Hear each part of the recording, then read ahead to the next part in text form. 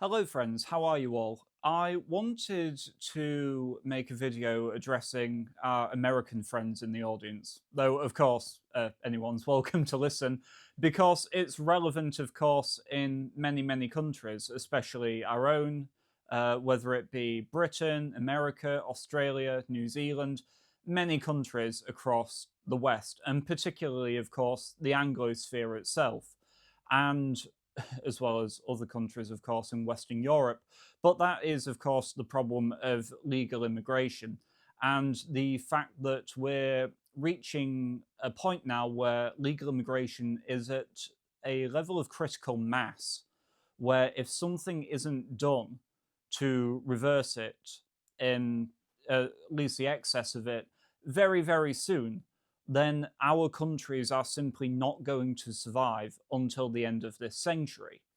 And nowhere is this better demonstrated in America than in the two individuals that you see here. So we can see that Ilhan Omar, woman who needs no introduction, very infamous, has officially endorsed Omar Fatah, the Democratic Socialist of America-backed candidate for mayor of Minneapolis. Now, I did a segment talking all about his campaign on the main podcast sometime about a month ago. I don't know. Time goes quite fast, but it was recently. And Stelios has also covered a segment talking about Mamdani, and of course, we, as I say, Ilhan Omar's just total hatred of America is very well documented by this point. But let's hear what they have to say. Well, I'm excited to announce that I will be supporting Senator Fateh for the mayor of the city of Minneapolis. Our Congresswoman, who I'm really excited to have her support.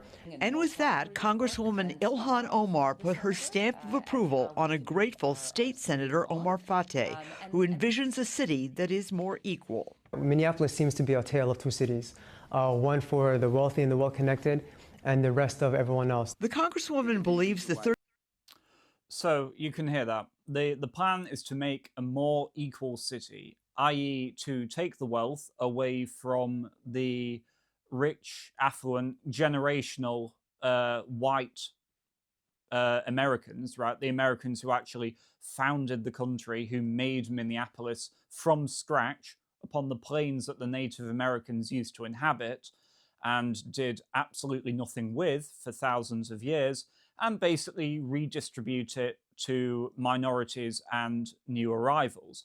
And are we really supposed to be surprised in any way that the Somalian is just backing the Somalian in this campaign? Of course we're not. Of course we're not. And what's more, of course, they're people who were very open about how much they took satisfaction in the recent murder of Charlie Kirk as well, because Charlie Kirk stood for something particular, right? He stood for the particular nature of the United States. And I think that when you saw Charlie's rhetoric, it was becoming more and more evident that he was realizing that actually that is the inheritance of a particular people, and that the demographic crisis in America is now reaching further and further beyond, to the point now where really you only have New England left that still maintains that traditional white character that it has done for generations upon generations. So if I just play some more of this video. What I do know for sure is that, you know, Charlie was someone who once said, you know, guns save lives after a school shooting. Charlie was someone who was willing to debate and downplay the death of George Floyd in the hands of Minneapolis police. I think he called him a scumbag. Right, have no regard, downplay slavery and what Black people have gone through in this country by saying Juneteenth should never exist. Yes, the rewriting of American history to orientate it around the arrival of slaves is not the founding of America, right?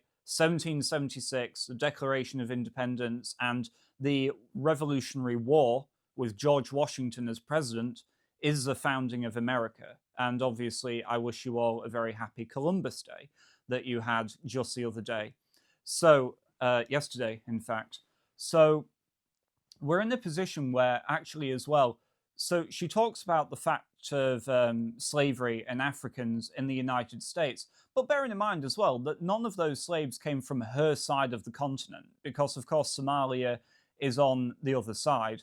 And what's more as well, when they talk about a more equal society, you have to bear in mind that these people are coming from Africa, and what many African nations decided to do after they were decolonized by the European powers in the middle of the 20th century. Once they finally had autonomy and freedom, they basically handed themselves over to Marxist socialist dictators like Idi Amin, like Mugabe, like many, many more scumbags. In fact, Mamdani's middle name, which I can't remember because I shouldn't have to, is named after one of these men, right? They're named after just African warlords and people who didn't believe in democracy or equality or any of these such things, though they talked about it, because really those Africans were, their entire mindset was born out of the exact same thing that animates these people, which is just an entire loathing for the West, for its traditions, and for its survival, right? They do not wish for you to survive. And if you don't jettison these people and address the fact that it is a mistake, not certainly to have them climb as high as Congress, but just to be in your country. Because one of the reasons that Fatah is running for mayor is because Minneapolis boasts a quite substantial Somali population that he knows and can count on to come and support him, hell or high water, because it's not about ideology for these people, it's about race. It always has been about race, and it will be about race in a more mask-off way once you become the minority and have no political power to actually do something about this. Why do you think they wish to take away your guns? And I think, you know, there are a lot of people who are out there talking about him just wanting to have a civil debate. Complete rewriting of history. Yeah, there is nothing more effed up, you know, like than to completely pretend that, you know, his words and actions have not been recorded and in existence for the last decade or so. Yeah, and it still didn't stop you coming out and just after he was murdered, taking things out of context and lying about some of the things he did say. You couldn't even report the truthful ones because the truthful words of Charlie were far too reasonable. Also very telling as well, isn't it? What a revealed preference that after spending many a year in my own country of Britain, Mehdi Hassan decided not to go to a Muslim country that he fully supports, but instead to just go to the United States and subvert that as well. And so you have here, this is obviously you can see 2020, but Mamdani just sticking his middle finger up at the Columbus statue. There would not be a New York City for which Mamdani now, you know, aspires to be mayor of, if it weren't for pioneers and brave men like Columbus sailing into the unknown, into treacherous waters that are something that Mamdani's people never did. And what's more as well, you cannot allow this charade to go on any longer. As James Kirkpatrick just says here, denaturalize and deport. It really is that simple. I saw a Trump talking recently, and he very correctly identified the point that people like Ilhan Omar gain power because their own ethnic blocs have voted for them, which is entirely the predicament that we're in right now in our own capital city of London, where Sadiq Khan just exists in a state of perpetual power because of a rigged system where you have this grand coalition of minorities who don't really agree on anything amongst one another, other than the fact that they are basically in a kind of soft war against the indigenous population. And so Trump identifies, understands how this has come about, but I see absolutely no move or strength from the Trump administration to get on top of this issue. And even as Elon correctly identified the fact that the Democrats were obviously trying to use the mass of illegal immigrants that they were letting in, that they would then naturalize and basically shift their power into a state of perpetual rule, by meaning that the Republicans would never rule again through the Democrats' plans for illegal immigration. So it will be for legal migration as well, right? The entire state of democracy in the United States will favor not that which is traditional and ordered, but those things that look exceedingly more and more like LA, where you have entire gangs of Mexicans running around waving Mexican flags and trying to protect anyone and everyone, the worst scumbags in the world. As you see here, Charlie Kirk calling George Floyd scum. He was scum. But the point is that the far left, and even those in the center, don't care about the distinction. They say the lie, and it is a lie, that America was founded on immigration. It wasn't founded by immigrants. It was founded by pioneers, right? It was founded by conquerors. And those are not the same thing. And in doing so, in conquering that land, in taming it, in bending it to its will, they set the standard for what is to be the tone of this country and who that country is meant for. And it wasn't the vision of the founding fathers of your country that it should be handed over to the third world. It was supposed to be for every free white person of a Christian faith. Now, I understand that the Enlightenment has put Christianity under the microscope to the level that perhaps Christianity may not endure for thousands and thousands of years, and I can't really comment on that. But what I can comment on is the fact that you have it in your power to hold the demographic situation. And so if the Trump administration isn't doing something about this, the next administration is going to have to, because if it doesn't, you're not going to have an America anymore. You're simply not. Nothing worth defending. What you'll have is a South Africa situation where you basically have miniature fortified areas where you're having to defend yourself against a state that sees you as a hostile force. And let's just say as well that back during the time of the first administrations of the United States, one of your own founding fathers, John Adams, understood the fact that actually people from foreign places, of course, will have foreign allegiances. And this ran very hotly up against Jefferson, who I also admire a great deal for many different reasons, but against Jefferson's more idealistic view of freedom, as I would describe it.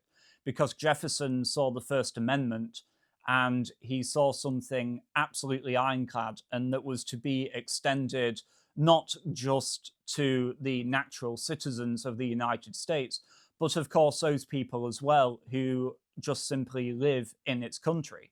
And that meant French foreigners who could turn on the country at a time when America was still very, very young, and America was having very fraught tensions with the French nation during what would become the Quasi-War, at a time, of course, when the French Revolution was still going on. And so John Adams understood that actually these French people will very, very likely have a loyalty to the French nation. And so therefore they cannot enjoy the same rights as natural-born Anglo-American citizens. The problem that you are in now, of course, is that many, many people who should not have been naturalized have been naturalized through decades and decades of subversion. And of course, the demographics of America around the time of the 1950s was overwhelmingly white. And I see a lot of comments on Twitter from Americans who perhaps just enjoy berating Europe or are perhaps ignorant of their own circumstances, who don't understand the fact that actually America is on the very threshold now of becoming a minority white nation. It may not seem so in rural areas, but it's certainly becoming the case in many, many cities now, whether it be through an influx of migration from Latin America, or of course through the airports from Africa, India, and all these other places that opened themselves up to immigration after the Hart-Celler Act was passed in the 1960s. And so I would just encourage you to redouble your efforts to contact your local senator, your governor, anyone who you feel in your community can have some sort of influence on this. You all need to get yourselves pushing and mobilized in the right direction, pushing in the same direction. And what am I saying? Well, I'm saying frame it in terms that are reasonable and appropriate. Point out the fact that people like Ilhan Omar, Mamdani, these sorts of people hate your nation and want to destroy you. They mean to do you harm and will openly celebrate when you are killed, because that is true. And I say all of this as a friend who deeply admires America. In fact, I mean to go there next year. I want to be there for the 250th anniversary of your nation, because I have a great amount of respect for your founding fathers, for your traditions, and for the character and culture that, though has gone a bit too far perhaps in seeping into Europe, is still something respectable and admirable in and of itself and deserves to continue. So, from a friend one side of the Atlantic to the other, I say this out of genuine care, because I want you to endure and survive, because you're about to celebrate a quarter of a millennia of your history, and you deserve to have another 250 years in the tank.